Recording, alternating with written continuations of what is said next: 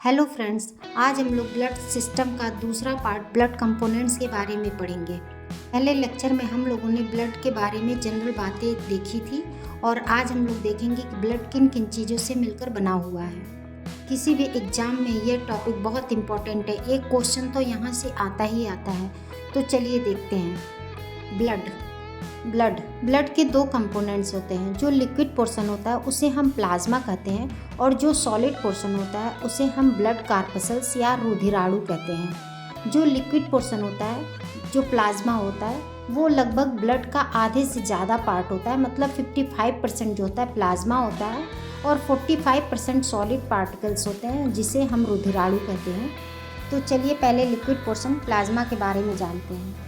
Plasma, blood का 55% portion जो होता है प्लाज्मा होता है, मतलब आधे से अधिक पोर्शन प्लाज्मा होता है और इस प्लाज्मा में 90 से 92% जो होता है वाटर होता है, बाकी प्रोटीन एंड इलेक्ट्रोलाइट्स होते हैं। अब प्लाज्मा में इतने ज़्यादा अमाउंट में वाटर होने के कारण 90 से 92% प्लाज्मा का वाटर होता है, तो इतना ज़्यादा वाटर होने के कारण ही हमारा ब्लड ईजिली फ्लो करता है एंड न्यूट्रिएंट्स एंड हार्मोन्स हमारी बॉडी के डिफरेंट पार्ट तक पहुंचाता है। और इसमें जो प्रोटीन होती है उसमें होती है फाइब्रिनोजन, एल्बुमिन, ग्लोबुलिन। इसे हम फैग से भी याद कर सकते हैं, FAG।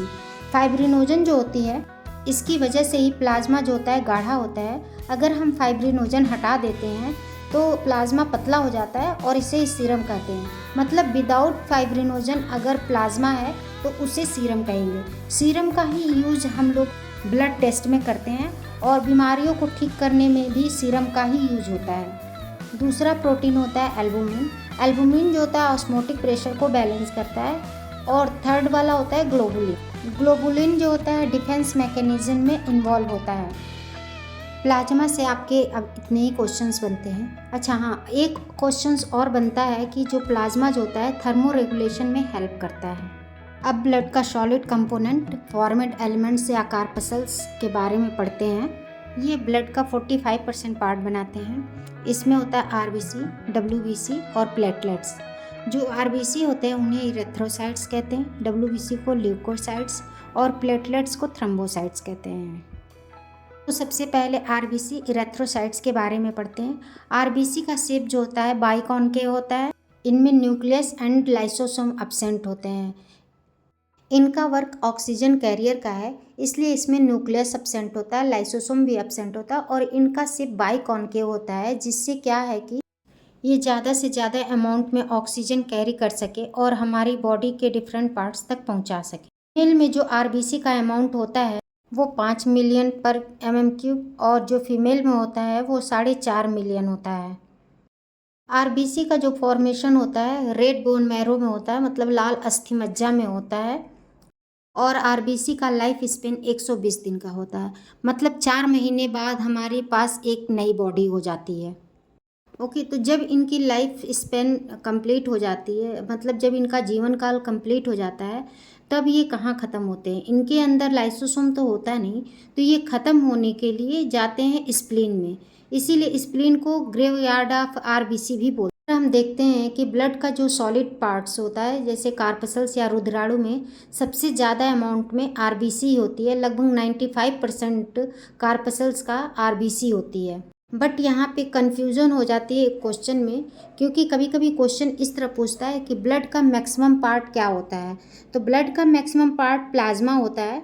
बट अगर ये पूछे कि फॉर्मेड एलिमेंट्स या कार्पसल्स का या रुधिराणु का मैक्सिमम पार्ट क्या है, तो उसका मैक्सिमम पार्ट RBC होता है। इस तरह से इस क्वेश्चन पे आपको ध्यान देना है और सही आंसर टिक करना है। ठीक है, RBC में जो पिगमेंट्स होता है उसे हीमोग्लोबिन कहते हैं और ये हीमोग्लोबिन जो होता है इसमें आयरन होता है। इसीलिए जब RBC के अमाउंट ज़्यादा होता है मेल में, तो मतलब आयरन भी उनमें ज़्यादा होता है। एक क्वेश्चन और आता है कि हाइट पर चढ़ने पे RBC के साइज़ में क्या फ़र्क पड़ता है। तो इसका आंसर होता है साइज़ बढ़ जाता है, क्योंकि जब हम हाइट पे चढ़ते हैं तो हाइट पर हमारे ब्लड में ऑक्सीजन कम डिज़ोल्व होता है, इसलिए हमारी बॉडी को ज़्यादा ऑक्सीजन की ज़रूरत होती है और ज़्यादा ऑक्सीजन कैरी करने के लिए ज़्यादा हीमोग्लोबिन चाहिए, इसीलिए RBC की साइज़ बढ़ जाती है। इसी वजह से पहाड़ों पे रहने वाले लोगों की स्किन रेड दिखती है। अब हम लोग WBC, इसे ल्यूकोसाइट भी कहते हैं और हिंदी में श्वेत रक्त कणिका, इसके बारे में जानेंगे। RBC का जो रेड कलर है उसमें प्रेजेंट रेड पिगमेंट हीमोग्लोबिन के कारण होता है। WBC या ल्यूकोसाइट में ऐसा कोई पिगमेंट नहीं होता है, ये इसलिए ये कलरलेस होते हैं, इसीलिए इन्हें श्वेत रक्त कणिका भी हिंदी में बोलते हैं। इनका जो लाइफ स्पेन है वो few hours to few days होता है, मतलब कुछ घंटों से लेकर कुछ दिन तक ही होता है। ये WBC 2 टाइप्स के होते हैं, granulocyte and A granulocytes. Granulocytes में होता है न्यूट्रोफिल, बेसोफिल, इज़ोनोफिल, और ए ग्रेनुलोसाइट में होता है मोनोसाइट एंड लिम्फोसाइट। और इनका फॉर्मेशन जो होता है हमारी बोन मैरो और लिम्फ नोड्स में होता है। तो चलिए देखते हैं ये क्या काम करते हैं हमारी बॉडी के अंदर। तो जो ये लिम्फोसाइट्स एंटीबॉडीज़ बनाते हैं, और इसमें टी सेल और बी सेल होता है। जो बी सेल होता है वो जो एंटीबॉडीज़ बनाता है वो हमारी बॉडी में घूमते रहते हैं, और जैसे ही कोई फॉरेन एंटीजन आता है हमारी बॉडी के अंदर, जैसे बैक्टीरिया या वायरस, तो ये उससे डायरेक्ट भिड़ जाते हैं। मतलब एंटीजन मतलब कि बाहरी कोई भी बैक्टीरिया या वायरस को एंटीजन कहते हैं। एंटीजन मतलब जो दूसरे जगह से आए, बाहर से आए, एंटीजन दूसरा जन, मतलब ऐसे याद करने के लिए आप सोच सकते हैं। तो जब भी बाहरी कोई एंटीजन या बैक्टीरिया वायरस आता है तो ये डायरेक्ट भिड़ के उनको ख़त्म कर देते हैं। और जो टी सेल होते हैं वो अगर कोई बैक्टीरिया वायरस से कोई सेल इन्फेक्टेड हो गई हो तो इस सेल को, इन्फेक्टेड सेल को ख़त्म करते हैं। अब मोनोसाइट्स जो होती है सबसे बड़ी WBC होती है, और ये फैगोसाइटोसिस करती है। फैगोसाइटोसिस मीन्स कि हमारे शरीर के कुछ स्पेशल WBC सेल्स जैसे मोनोसाइट एंड न्यूट्रोफिल्स हानिकारक bacteria, virus and dead cells को घेर कर निगल लेती हैं और उन्हें पचा जाती हैं। जैसे कोई सैनिक दुश्मन को पकड़कर खा जाए ताकि वह और नुकसान न कर सके, वैसे ही हमारी WBC सेल्स बैक्टीरियाज को खा जाती हैं। इस प्रोसेस को ही फैगोसाइटोसिस कहते हैं। इन्हीं सेल्स के मेन काम होते हैं और ये एग्जाम्स में पूछे जाते हैं। बाकी इसिनोफिल्स और बेसोफिल्स के कोई खास काम नहीं होते हैं। एक क्वेश्चन आता है कि एड्स में क्या होता है, तो एड्स का पूरा नाम है एक्वायर्ड इम्यूनोडिफिशियेंसी सिंड्रोम। मतलब कि एक्वायर्ड मतलब जो हम लाइफ के दौरान एक्वायर करते हैं, इनबर्न नहीं होता है, ये बाद में, जैसे साइकिलिंग है ये एक्वायर्ड में आता है। तो वैसे ही एक्वायर्ड इम्यूनोडिफिशियेंसी मतलब इम्यून की डिफिशियेंसी हो जाती है, और सिंड्रोम मीन्स होता है कई तरह की बीमारियों का समूह, यानी कई तरह की बीमारियां एक साथ दिखाई देना, तो इसे ही एड्स कहते हैं। यह एक ऐसी बीमारी है जो HIV नामक वायरस के कारण होता है, ह्यूमन इम्यूनोडिफिशियेंसी वायरस। ये जो HIV वायरस होते हैं हमारे इम्यून सिस्टम के CD4 टी सेल पे अटैक करते हैं और उन्हें ख़त्म कर देते हैं। जब ये सेल्स ख़त्म हो जाते हैं तो हमारा शरीर किसी भी साधारण संक्रमण से लड़ने में असमर्थ हो जाता है, और एक ऐसी स्थिति आ जाती है जिसमें अलग अलग बीमारियों के लक्षण एक साथ दिखाई देने लगते हैं। इसे ही एड्स कहते हैं। मतलब एड्स खुद कोई अचानक से होने वाली बीमारी नहीं है, बल्कि यह HIV वायरस के द्वारा CD4 टी सेल्स को ख़त्म करके हमारे इम्यून सिस्टम को एकदम वीक करने के अंतिम और गंभीर चरण है। इसमें बार बार लूज मोशन होता है, फीवर होता है, वेट लॉस हो जाता है, हमारे लंग्स में इन्फेक्शन हो जाता है, त्वचा की बहुत सारी बीमारियां हो जाती हैं, और कैंसर जैसी गंभीर बीमारियां भी इसकी वजह से हो सकती हैं। मतलब कई तरह की बीमारियां एक साथ हो जाती हैं, और हमारा इम्यून सिस्टम जो है इससे लड़ने के लिए कैपेबल नहीं होता है, क्योंकि हमारे इम्यून सिस्टम की जो टी सेल्स होती है वो ऑलरेडी ख़त्म हो गई रहती है। इस वजह से इतनी सारी बीमारियों के एक साथ अटैक करने की वजह से कोई भी ह्यूमन सरवाइव नहीं कर पाता है। तो एग्ज़ाम में जब भी ये पूछे कि एड्स में क्या होता है तो उसमें 2 तरह से ऑप्शन आते हैं। कभी कभी CD4 सेल्स के बारे में पूछता है कि CD4 सेल्स ख़त्म हो जाती हैं, और कभी कभी T सेल्स के बारे में पूछता है कि T सेल ख़त्म हो जाती हैं, और कभी कभी T हेल्पर सेल के बारे में भी पूछता है। तो इसमें T हेल्पर सेल ही ख़त्म हो जाती है और वो बीमारियों से लड़ नहीं पाता और फाइनली डेथ हो जाती है।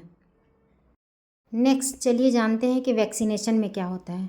वैक्सीनेशन जब होता है, जैसे छोटे बच्चों का पोलियो वैक्सीन या बड़े लोगों का कोरोना वैक्सीन जो लगा था, उसमें क्या हुआ था। सिंपल सा वैक्सीनेशन का मतलब समझिए कि शरीर को किसी भी बीमारी से लड़ने के लिए पहले से ही तैयार करना। इसमें क्या होता है कि शरीर को बीमारी पैदा करने वाले जो वायरस या बैक्टीरिया हैं, उन्हीं का डेड फॉर्म या म्यूट किया हुआ फॉर्म या वीकेंड फॉर्म का कोई छोटा सा हिस्सा वैक्सीन के रूप में दिया जाता है।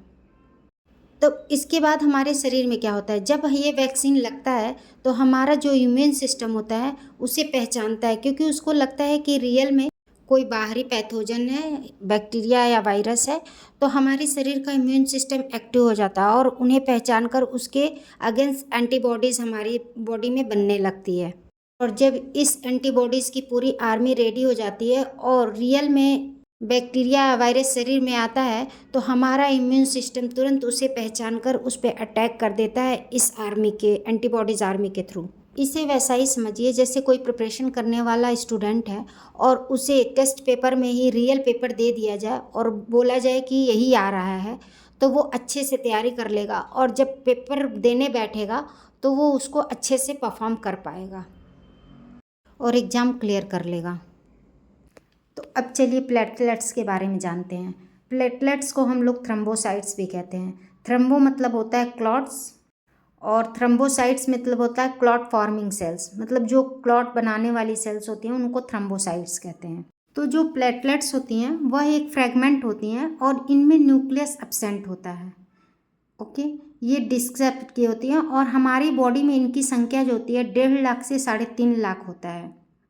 इनका लाइफ स्पेन 7 डेज का होता है, मतलब 7 दिन तक ये रहती हैं। और डेंगू फीवर में क्या होता है कि यही प्लेटलेट्स की जो संख्या होती है वो सडनली ड्रॉप हो जाती है। तो इनका काम क्या होता है, इनका काम होता है ब्लड क्लॉटिंग में हेल्प करना। ब्लड क्लॉटिंग का एक अलग से लेक्चर में हम लोग पढ़ेंगे। जब ये प्लेटलेट्स ज़्यादा हो जाते हैं, हालांकि ये बहुत रेयर कंडीशन होता है, तो इसमें एबनॉर्मल रिस्क हो जाता है क्लॉट फॉर्मेशन का। तो फ्रेंड्स, जहाँ WBC हमारे शरीर की डिफेंस आर्मी है, ये फैगोसाइटोसिस करके एंटीबॉडीज़ बनाकर और केमिकल सिक्रेशन से हमें बीमारियों से बचाते हैं, वहीं प्लेटलेट्स जो हैं ब्लड क्लॉटिंग में हेल्प करते हैं। तो चलिए अब इस पे कुछ क्वेश्चन सॉल्व करते हैं और देखते हैं कि इस टॉपिक से एग्जाम्स में कैसे क्वेश्चंस आते हैं। फर्स्ट क्वेश्चन, ब्लड में RBC की औसत संख्या पुरुषों में कितनी होती है। तो इसका आंसर होगा थर्ड, 5 से 5.5 मिलियन पर mm³।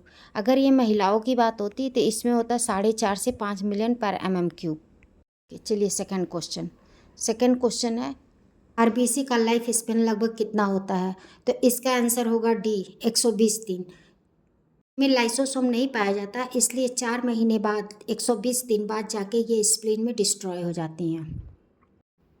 थर्ड क्वेश्चन, RBC में कौन सा पिगमेंट पाया जाता है। इसका आंसर होगा B, haemoglobin. Haemoglobin red pigment होता है जो RBC में पाया जाता है, इसी के कारण ही RBC का कलर रेड होता है। फोर्थ क्वेश्चन है, WBC की सबसे बड़ी कोशिकाएं कौन सी होती हैं। तो WBC की सबसे बड़ी कोशिका सी ऑप्शन होगा, मोनोसाइट होती है।